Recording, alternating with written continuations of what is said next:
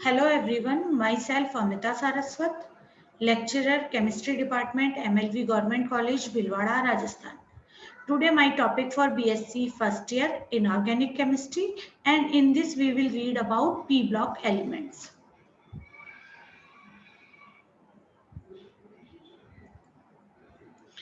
P block तत्वों में श्रृंखलन या catenation of P block elements. P block के वर्ग 14 के प्रथम तत्व कार्बन के परमाणुओं में एक दूसरे से जुड़कर लंबी और बंद श्रृंखलाएं बनाने की प्रवृत्ति होती है। यही कारण है कि कार्बन के जो यौगिकों की संख्या बहुत अधिक है। कार्बनिक यौगिकों की संख्या लगभग 50 लाख से अधिक है, जबकि अकार्बनिक यौगिकों की संख्या केवल 50,000 है। इसीलिए हमें कार्बनिक यौगिकों को पढ़ने के लिए एक अलग से ब्रांच बनानी पड़ी, जिसको हम कार्बनिक रसायन विज्ञान के नाम से जानते हैं, या ऑर्गेनिक केमिस्ट्री। मेनली उसमें हम कार्बन के यौगिकों का ही अध्ययन करते हैं। आपका सेकंड पेपर इसी चीज का होता है। तो कार्बनिक यौगिक, क्योंकि कार्बन की श्रृंखला बनाने की प्रवृत्ति बहुत अधिक होती है, जो पूरी पीरियोडिक टेबल है उसमें कैटिनेशन प्रॉपर्टी कार्बन की बहुत अधिक पाई जाती है। और क्योंकि कार्बन हम पी ब्लॉक का तत्व है, इसलिए हम इसमें कैटिनेशन को भी पढ़ रहे हैं। कार्बन परमाणु सहसंयोजक बंध द्वारा परस्पर सीधी श्रृंखला, शाखित श्रृंखला व संवृत श्रृंखलाओं युक्त कार्बनिक यौगिक बनाते हैं। देखिएगा, कार्बनिक यौगिकों की ये श्रृंखलाएं इस प्रकार है। अगर हम कार्बन 4 ये है तो ये सीधी श्रृंखला है, कार्बन किसी दूसरे कार्बन से तो ये शाखित श्रृंखला, और अगर ये वलय प्रकार की स्ट्रक्चर होती है तो ये संवृत श्रृंखला का उदाहरण होता है। किसी तत्व के परमाणुओं के सहसंयोजक बंध द्वारा परस्पर जुड़कर सीधी, शाखित अथवा संवृत श्रृंखलाएं बनाने का जो गुण है वो श्रृंखलन कहलाता है।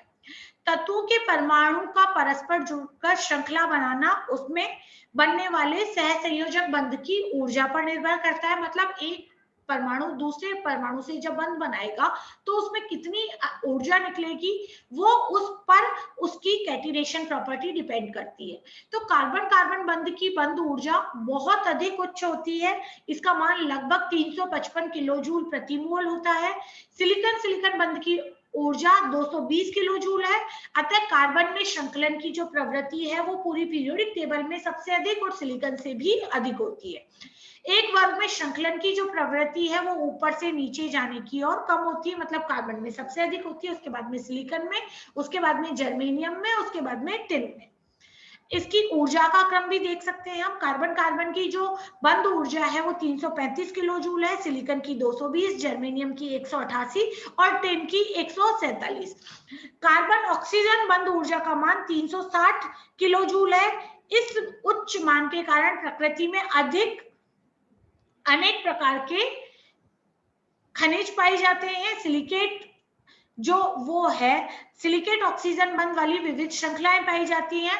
सिलिकॉन हाइड्रोजन और जर्मेनियम हाइड्रोजन बंध की बंध ऊर्जा के मान भी उच्च होने के कारण इनके हाइड्राइड्स भी बहुत प्रकार के पाए जाते हैं, जैसे कि Si6H4, H14 या Ge9H20 आदि। इस प्रकार के यौगिक भी प्रकृति में बहुत अधिक पाए जाते हैं। SN और PB की ऊर्जाओं के मान कम होने के कारण इन तत्वों में श्रृंखलन की जो प्रवृत्ति है वो कम होती है। टिन और लैड के केवल कार्बन धात्विक यौगिकों में श्रृंखलन पाया जाता है। इसी तरह से फास्फोरस, अगर हम वर्ग 15 की बात करेंगे तो फास्फोरस की कैटिनेशन प्रॉपर्टी सबसे अधिक होती है और एंटीमनी की सबसे कम। फास्फोरस एकल बंध की ऊर्जा का मान 209 किलो जूल होता है, जबकि नाइट्रोजन एकल बंध की ऊर्जा का मान 152 किलो जूल होता है। और बिस्मिथ में श्रृंखलन की प्रवृत्ति पाई ही नहीं जाती। इसी प्रकार अगर हम बात करें वर्ग 16 की, तो इसका कारण, इसमें जो प्रवृत्ति है वो थोड़ी सी अलग होती है। सल्फर की सबसे अधिक होती है श्रृंखलन प्रवृत्ति, उससे कम होती है सेलेनियम की, ऑक्सीजन की उससे भी कम होती है, फिर टेल्युरियम की। या ऑक्सीजन की जो श्रृंखलन प्रवृत्ति है वो सल्फर और सेलेनियम दोनों से कम होती है। इसका कारण क्या है कि ऑक्सीजन एकल बंध की ऊर्जा का मान इन दोनों से कम होता है। सबसे अधिक यहाँ पर सल्फर का है 226 किलो जूल प्रति मोल, जबकि सेलेनियम की है 172 किलो जूल प्रति मोल। ऑक्सीजन के 3 परमाणुओं का भी श्रृंखलन होता है, वो ओजोन में पाया जाता है, जबकि सल्फर के श्रृंखलन में 8 परमाणु पाए जाते हैं। सल्फर पॉलीथायोनिक अम्ल बनाता है जहां एन का मान 10 होता है। श्रृंखलन प्रवृत्ति आपकी इस बात पर भी निर्भर करती है तत्व अधिक से अधिक कितने एकल सह संयोजक बंध बना सकता है। एक आवर्त में बाएं से दाएं जाने पर श्रृंखलन की जो प्रवृत्ति है वो पहले बढ़ती है और फिर कम हो जाती है। मतलब वर्ग 13 से 14 तक जो श्रृंखलन की प्रवृत्ति है वो बढ़ती है। कार्बन की श्रृंखलन प्रवृत्ति पूरी पीरियोडिक टेबल में सबसे अधिक होती है और वर्ग 18 तक इस प्रकृति का मान कम हो जाता है। अगला है पी ब्लॉक के तत्वों में विकर्ण संबंध।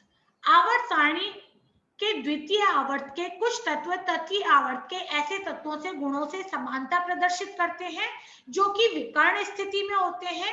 तत्वों का यह संबंध जो है विकर्ण संबंध कहलाता है, या इसे हम डायगोनल रिलेशनशिप भी कहते हैं।